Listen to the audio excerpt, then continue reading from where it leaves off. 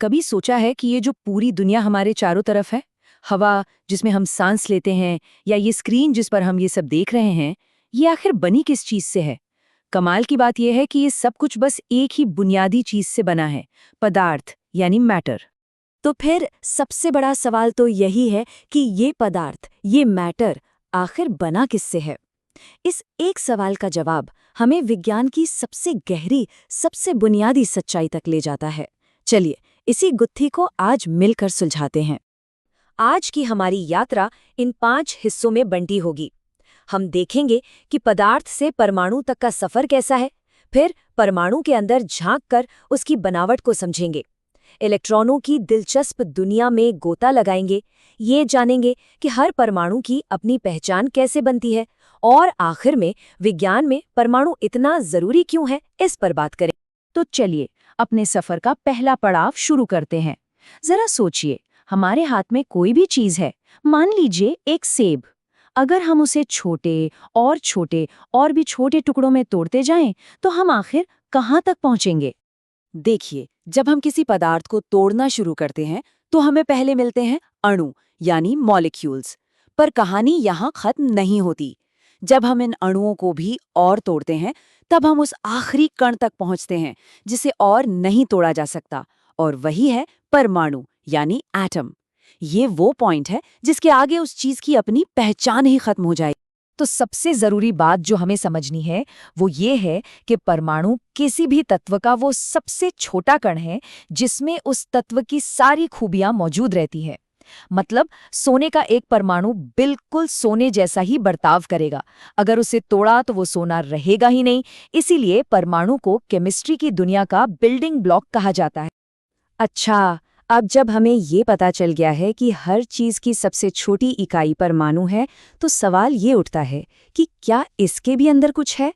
चलिए एक कदम और आगे बढ़ते हैं और इस नन्हे से बिल्डिंग ब्लॉक के अंदर झांकते हैं। बहुत ही सीधे शब्दों में कहें तो एक परमाणु के 2 मेन हिस्से होते हैं।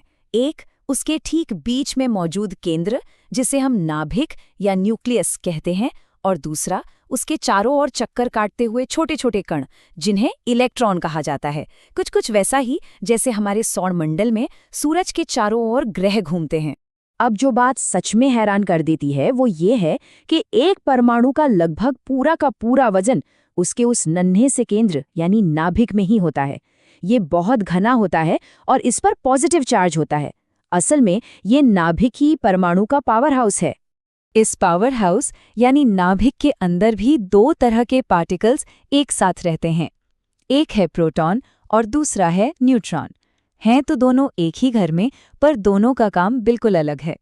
प्रोटॉन, जैसा कि नाम से ही जाहिर है, पॉजिटिव चार्ज वाला कण है। और जानते हैं, यही वो कण है जो किसी परमाणु की पहचान तय करता है। किसी परमाणु के अंदर जितने प्रोटॉन होते हैं वही उसका एटॉमिक नंबर होता है। और ये इतना जरूरी है कि अगर किसी परमाणु में 6 प्रोटॉन हैं तो वो हमेशा हमेशा कार्बन ही रहेगा। एक भी प्रोटॉन कम या ज्यादा हुआ तो वो एक बिल्कुल ही अलग तत्व बन जाएगा। और दूसरा है न्यूट्रॉन। जैसा कि इसका नाम है, न्यूट्रल, इस पर कोई चार्ज नहीं होता। इसका मुख्य काम है नाभिक को वजन देना और उसे स्टेबल रखना। न्यूट्रॉन की संख्या बदलने से एक ही तत्व के अलग अलग रूप बन सकते हैं, जिन्हें हम साइंस में आइसोटोप कहते हैं। जैसे आपने कार्बन 12 और कार्बन 14 का नाम सुना होगा। और आखिर में आते हैं हमारे इलेक्ट्रॉन। ये नेगेटिव चार्ज वाले एनर्जी के छोटे छोटे पैकेट हैं जो न्यूक्लियस के चारों ओर बहुत तेजी से घूमते रहते हैं। दुनिया में जितनी भी केमिस्ट्री होती है, केमिकल रिएक्शंस, बॉन्डिंग, यहाँ तक कि बिजली का बहना भी सब इन्हीं चंचल इलेक्ट्रॉनों की वजह से होता है। एक एटम दूसरे एटम से कैसे बात करेगा, ये इलेक्ट्रॉन ही तय करते। तो चलिए एक बार फटाफट रिवाइज कर लेते हैं। प्रोटॉन मतलब पहचान, न्यूट्रॉन मतलब वजन और इलेक्ट्रॉन मतलब व्यवहार। प्रोटॉन पॉजिटिव चार्ज न्यूक्लियस में रहता है और पहचान तय करता है। न्यूट्रॉन कोई चार्ज नहीं, न्यूक्लियस में रहकर वजन बढ़ाता है।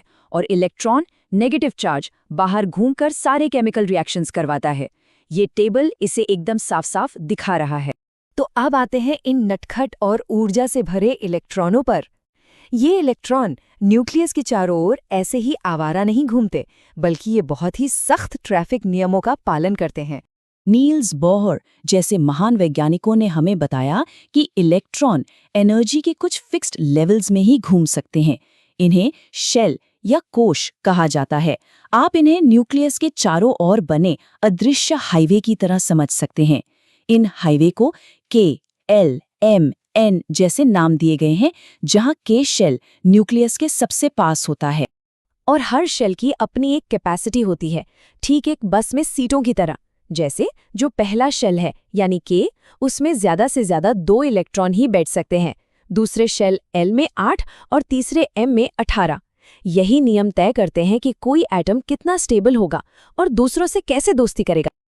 अब जब हम परमाणु के सारे हिस्सों से मिल चुके हैं, तो चलिए देखते हैं कि इन कणों की गिनती से हम किसी भी परमाणु का एक तरह का पहचान पत्र या आधार कार्ड कैसे बना सकते हैं। किसी भी परमाणु की पहचान के लिए 2 नंबर सबसे जरूरी हैं। पहला है एटॉमिक नंबर, जो बस प्रोटॉन की संख्या है, सिंपल, और दूसरा है मास नंबर, जो न्यूक्लियस के अंदर मौजूद प्रोटॉन और न्यूट्रॉन की कुल संख्या होती है। चलिए इसे हम सबके जीवन के आधार यानी कार्बन के उदाहरण से समझते हैं। एक आम कार्बन एटम में 6 प्रोटॉन, 6 न्यूट्रॉन और 6 इलेक्ट्रॉन होते हैं। तो इसका एटॉमिक नंबर क्या हुआ? सही, 6। और इसका मास नंबर हुआ 6 प्रोटॉन और 6 न्यूट्रॉन को मिलाकर 12। तो जब भी कोई साइंटिस्ट कार्बन की बात करता है, तो उसका मतलब हमेशा उस एटम से होता है जिसके न्यूक्लियस में ठीक 6 प्रोटॉन होते हैं। ये नंबर 6 ही उसकी असली और कभी न बदलने वाली पहचान है। अब आप सोच रहे होंगे कि ठीक है, समझ आ गया, पर परमाणु की इस बनावट को समझना आखिर इतना जरूरी क्यों है? इसका जवाब हमारी आज की मॉडर्न साइंस और टेक्नोलॉजी की हर एक चीज में छिपा है। जरा सोचिए, परमाणु की इसी समझ की वजह से हमारे पास एक्सरे और एमआरआई जैसी जान बचाने वाली मेडिकल तकनीकें हैं। इसी ज्ञान से हम न्यूक्लियर पावर से साफ बिजली बना पा रहे हैं। नई दवाइयां बनाने से लेकर अंतरिक्ष में नए ग्रहों को खोजने तक, हर जगह नींव में परमाणु की यही समझ काम करती है। तो संक्षेप में कहें तो परमाणु, जो प्रोटॉन, न्यूट्रॉन और इलेक्ट्रॉन से बना है, वही वो सबसे बुनियादी इकाई है जिससे मिलकर हर चीज बनी है। ये केमिस्ट्री की ABCD का पहला अक्षर है। तो अगली बार जब आप अपने चारों ओर की दुनिया को देखें, तो याद रखिएगा कि हर एक चीज के दिल में परमाणुओं का एक बहुत ही सुंदर और जटिल डांस चल रहा है। और इस डांस को समझना ही असल में हमारे इस पूरे ब्रह्मांड को समझने की तरफ हमारा पहला और सबसे जरूरी कदम है ना ये कमाल की बात?